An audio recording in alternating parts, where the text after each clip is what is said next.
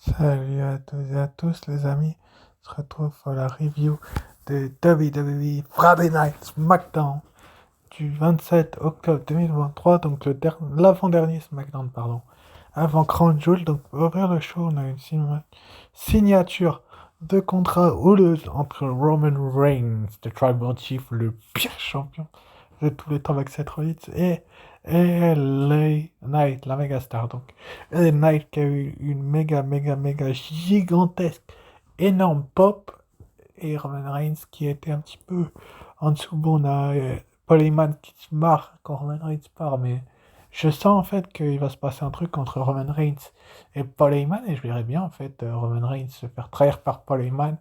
Je sens arriver gros comme une mine. Les amis, je sens la trahison arriver, je sais pas pourquoi, mais le fait que Paul Heyman soit proche du jugement day, il y a forcément des raisons.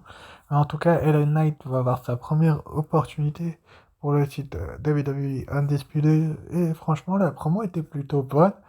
Finalement, c'est parti en autre boudin où Roman Reigns a attaqué les Knights qui se foutaient un peu de sa gueule et disait qu'il était le chef de table.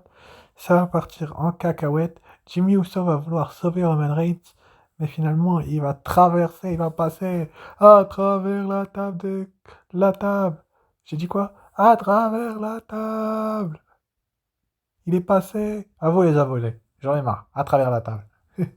En tout cas, Jimmy Uso qui s'est littéralement fait avoir par LA Knight, donc il va se faire mettre au tapis. Bon, c'est un bon début de show, on va dire. Et on enchaîne avec le match entre Santos Escobar et Carlito en équipe face à Montez Ford et Angelo Dawkins. C'était un bon tag team match, j'ai trouvé personnellement que ce match valait le détour, qu'il fallait surtout pas le rater. Et franchement, vous avez bien fait de le suivre, les amis, parce que ce qui s'est passé dans ce match-là était vraiment très cool, parce que tout simplement, on a eu un Carlito mis vraiment en avant, contrairement à Escobar qui l'était un petit peu moins, et Montesford et Angelo Dawkins en difficulté. Mais bon, on connaît tous la suite de ce qui va se passer, c'est-à-dire que la LWO va avoir là-dessus une bonne partie du match, jusqu'à un petit détail qui va arriver dans les coulisses. Donc Rey Mysterio regardait le match en backstage. Finalement, Logan Paul va se pointer et mettre un One Lucky Punch à Rey Mysterio en guise d'avertissement vis-à-vis de Crown Jewel. Donc, est-ce que ça veut dire que Rey Mysterio va perdre son titre? J'en sais rien du tout. Mais bon, là-dedans, on sait très bien que Logan Paul est une star planétaire pour elle. Donc, c'est quand même intéressant. Ça a profité, bien évidemment, Montez Ford et Angelo Dawkins pour remporter ce match. Bon, je suis déçu parce que Carlito a perdu. Bon, on va dire que c'est un mal pour un bien, parce que c'est pas lui qui prend le pin, mais Santos Escobar, lui, est parti à Rey Mysterio, mais c'était quand même assez intéressant. Ensuite, après, donc, on a eu le segment dans les coulisses entre Roman Reigns et Jimmy Uso et Paul Heyman. Donc, Jimmy Uso qui va dire qu'il est venu jouer avec ça, etc. Roman Reigns va demander un match entre Jimmy Uso et LA Knight, donc c'est à Paul Heyman, ce qui va bien évidemment exécuter. Mais bon, on sent des petites tensions dans cette équipe. Donc, on va avoir Logan Paul et Kevin Owens qui vont se croiser en backstage. Ils vont se regarder un petit peu mal. Est-ce le début de la rivalité? On verra bien. Donc, Kevin Owens va ensuite croiser Austin Theory et Grayson Waller. Je crois qu'il va affronter Austin Theory la semaine prochaine dans un match.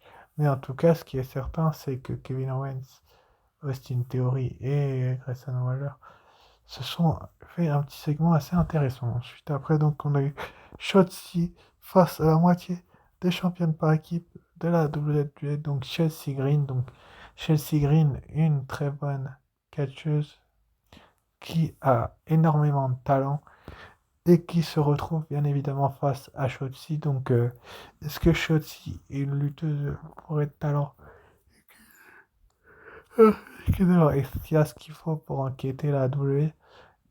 Faut voir, peut-être que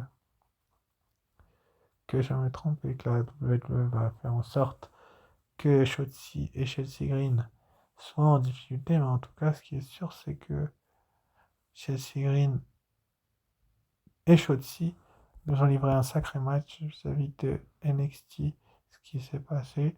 Finalement, Shotzi va remporter la victoire, c'est tout à fait logique. étant donné que Chelsea est quand même Lost Halloween Havoc et que c'est une catcheuse bourrée de potentiel. J'ai l'impression qu'il gâche des fois la WWE, comme Cédric Alexander, qui a eu une petite conversation en coulisses pour organiser un match avec Dragon Lee. Ces deux catcheurs-là nous ont livré une sacrée bataille. Je vous en parlerai un petit peu plus tard. Donc ensuite, après John Cena et Cédric, Paul Heyman, excusez-moi, je suis perdu, hein. Paul Heyman nous ont fait une petite promo. Donc Cena nous faisait une promo au micro, car on nous a annoncé un petit peu avant le show tout simplement une rencontre entre lui et Solo Sikoa Crunchyroll. Donc je vous l'ai mise en fin de vidéo, bien évidemment, pour tout simplement vous en parler un petit peu plus en détail. Donc la rivalité dure depuis des mois. Donc John Cena, Paul Heyman, ce face à face avec un petit peu de respect entre les deux hommes était vraiment intéressant parce que la WWE a fait ce qu'elle a pu pour justement mettre over Paul Heyman au micro et également John Cena. Donc peut-être que la WWE fait en sorte que Cena et Heyman soient en avant. Mais bon, peut-être que John Cena et Paul Heyman peuvent être mais également pas en difficulté. Donc peut-être que la WWE fait en sorte que John Cena se fasse détruire. Il va se faire attaquer ensuite par Solo Sikoa, bien évidemment. Donc il va l'attaquer par derrière. Iranagi, Samoan Spike. Au revoir John Cena. John Cena s'est littéralement fait détruire. Et c'est pour mon plus grand plaisir. Ensuite après, donc, on a eu le match entre Dragon Lee et Cédric Alexander. Donc ce match, les amis, il a été vraiment, ça a été un banger.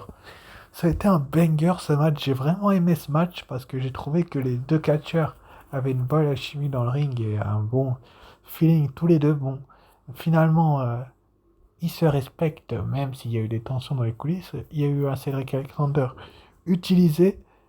Pour une fois qu'il ne cache pas de talent, c'est comme Shotzi, je vous disais tout à l'heure, dans la division féminine. Cédric Alexander, il fait un peu le construire dans des matchs et là, il a fait une performance intéressante. On sent que c'est Hunter King et pas une autre personne, mais en tout cas, ce qui est certain, c'est que Dragon Lee et Cédric Alexander n'ont pas déçu la personne au King et qu'ils ont fait vraiment un match que beaucoup d'entre vous en- aimeraient avoir également. Donc, on va bien voir ce qui va se passer, mais ce qui est certain, c'est que Dragon Lee finalement va s'imposer.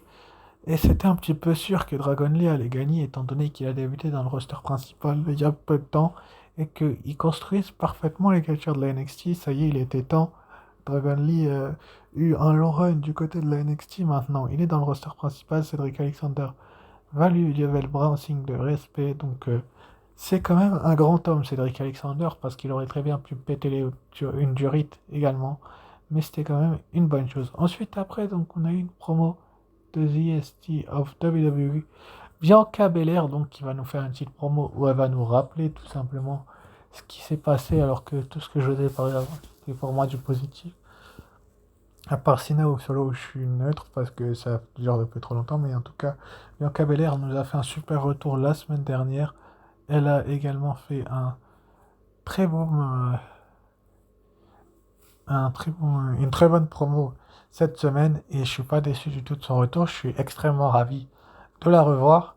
Mais bon, on se demande pourquoi la WWE fait en sorte de remettre Belair dans la course au titre et en avant autant que ça. Est-ce que la ville de Hollywood et de WrestleMania veut une vraie championne comme elle, ou est-ce qu'ils veulent tout simplement une catcheuse un peu moins expérimentée? Ça, j'en sais rien, mais ce qui est sûr, c'est qu'elle est revenue pour une bonne chose. Mais ça a été une très bonne promo où elle a annoncé qu'elle affronterait Io Sky et Bayley la semaine prochaine. Enfin bref. Donc ensuite, après, on a eu dans le main event LA Knight contre Jimmy Uso, donc pas de Jey Uso dans les barrages. Donc cette semaine, Jey Uso est resté à la maison au casse-pipe, on va dire ça comme ça. Mais bon, la WWE a fait en sorte que Jimmy Uso et LA Knight volent un petit peu la vedette à à certains lutteurs. Mais bon, c'est peut-être LA Knight la méga star de cette rencontre. En tout cas, ce qui est sûr, c'est que LA Knight est une méga star et qu'il l'a prouvé sur Jimmy Uso dans cette rencontre. Donc Jimmy Uso qui est un catcheur peut-être que beaucoup d'entre vous auraient envenimé et auraient encensé, mais en tout cas il a un nouveau personnage, un nouveau rôle assez intéressant où on le voit quand même mis en avant en valeur autant que possible. Donc c'est peut-être une bonne chose de voir ce que la WWE fait, mais finalement donc LA Knight va remporter la rencontre avec son One Force Drama après s'être dégagé du Uso Splash. C'était quand même une bonne victoire pour LA Knight et ça restera une bonne performance pour Jimmy Uso, mais la victoire de LA Knight elle est très bonne. Et donc Roman Reigns va vouloir attaquer LA Knight, mais il va se bouffer un de ses One for Drama. S'il se bouffe le même à Crown Jewel, on aura sans doute un nouveau champion disputé, mais bon, ne rêvons pas trop, à moins que les Saoudiens mettent l'argent.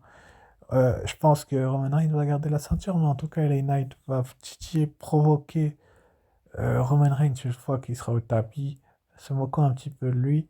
Bon, Knight fait pas trop le malin, sinon ton slip il va s'enlever. Enfin bref, on nous a annoncé également donc pour le prochain Raw spécial Halloween un trick or street fight entre Chelsea Green et Natalia. Donc Chelsea Green qui va avoir une sacrée semaine la semaine prochaine, mais on verra bien ce qui se passera. On nous a également annoncé une pesée entre Rey Mysterio et Logan Paul juste avant Crown Jewel. Donc est-ce que ça va dégénérer? Il faudra voir ça dans les prochaines semaines. Ce qui est sûr, c'est que la WWE, c'est ce qu'elle fait. Comme annoncé par Bianca Belair, on aura son match face à Bayley, sans doute en main event, mais on verra bien ce qui se passera avant. Si la WWE fait en sorte que Bianca Belair soit mis en vedette ou pas, juste avant justement son match à Crown Jewel pour le Undisputed WWE Women's Championship, donc le titre féminin de la WWE détenu par Io Sky. Donc est-ce que Io Sky va conserver son titre ou est-ce que Bianca Belair va le récupérer? Je pense qu'il y a moyen que Bianca Belair le récupère, mais vous avez le droit de ne pas être d'accord avec moi et de me dire le contraire. Et donc on aurait également John Cena contre Solo Sikoa. Donc est-ce que John Cena va se venger de l'attaque de Solo Sikoa du côté de Crown Jewel? Faudra être présent pour le savoir la semaine prochaine. Donc peut-être que Solo Sikoa et John Cena peuvent se retrouver en rivalité encore un petit moment. Mais surtout, bah, je vous remercie d'avoir suivi cette review qui était très positive. Je corrige un truc que j'ai dit dans l'arrivée d'NXT, ça sera Carmelo Hayes contre Dragunov et non pas Trick Williams. Sur ce, je vous dis ciao, bye bye et à très bientôt pour une nouvelle review. Ciao.